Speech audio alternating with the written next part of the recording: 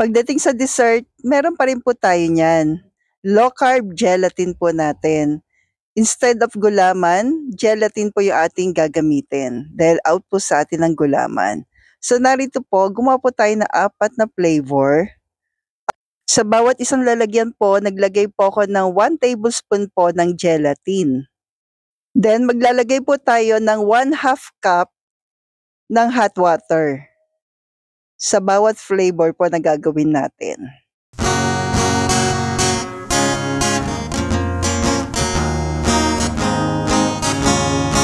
Saang tindahan, low carb essentials ay kumpletong matatagpuan. Katulong mo sa pag-ayos ng iyong kalusugan. Marami kang pagpipilian sa grindahan. Red color po or strawberry flavor.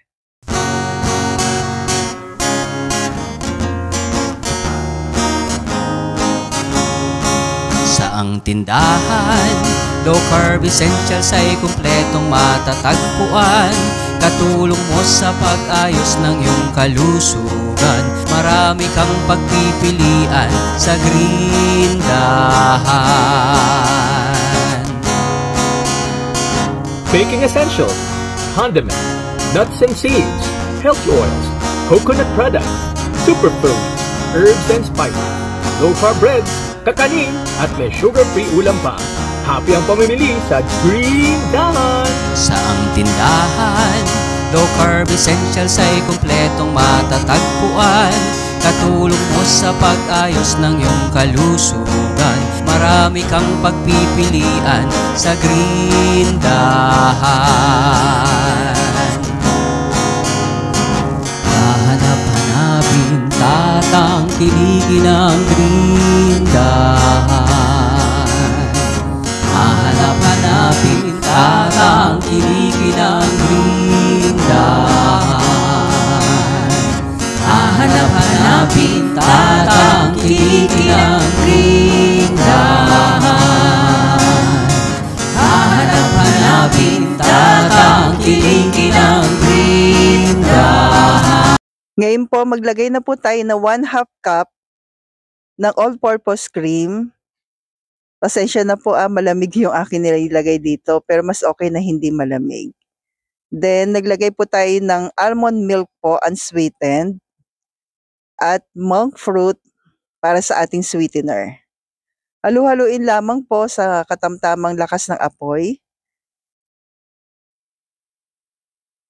At kung umabot ka po sa part na ito, salamat po sa pag-comment kung tiga saan po kayo para alam ko lang po kung saan umabot ang aking video po.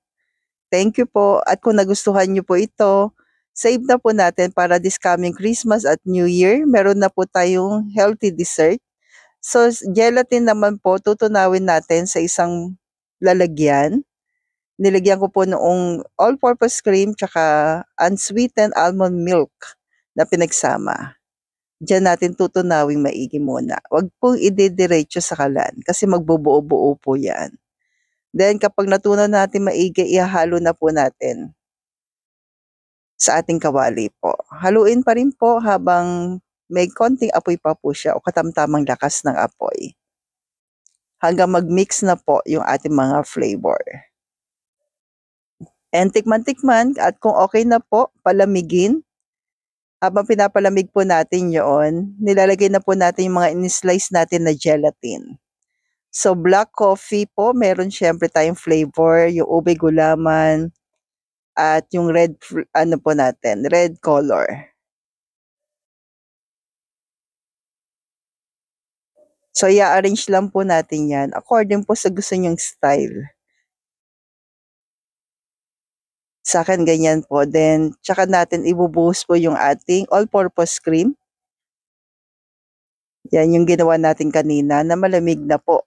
Then, nilagay na po natin sa ref. At ito na po. Meron ka na pong gelatin na may enjoy mo po na hindi nakakapag-spike ng ating sugar. Dahil po monk fruit or sabihin na natin low carb sweetener po yung ating ginamit po. So, stay healthy, stay low carb po, and God bless sa ating lahat.